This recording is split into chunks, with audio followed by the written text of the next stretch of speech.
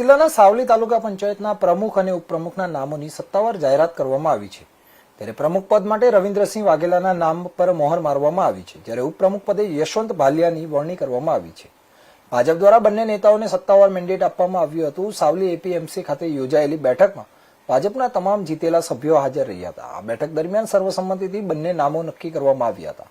આ નવી ટીમ જાહેર થતાં જ ભાજપ કાર્યકરોમાં ખુશીનો માહોલ જોવા મળ્યો હતો। ત્યારે કાર્યકરોએ નવનિયુક્ત પ્રમુખ અને ઉપપ્રમુખને શુભેચ્છાઓ પાઠવી હતી।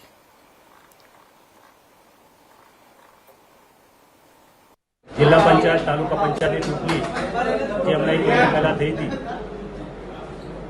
એમાંથી ચૂંટેલા તમામ ઉમેદવારને સૌથી પહેલાં તો હું અભિનંદન પાઠવું છું।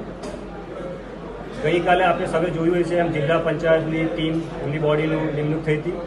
એ રીતે આજે તાલુકા પંચાયત આખા વડોદરા જિલ્લામાં જેટલી પણ તાલુકા પંચાયત એમનું આજે જાહેર થશે।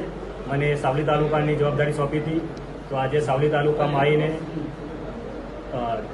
પ્રમુખશ્રી, ઉપપ્રમુખશ્રી, કારોબારી, દંડક અને પક્ષના નેતાએ તમામના નામ આજે ડિક્લેર કર્યા છે।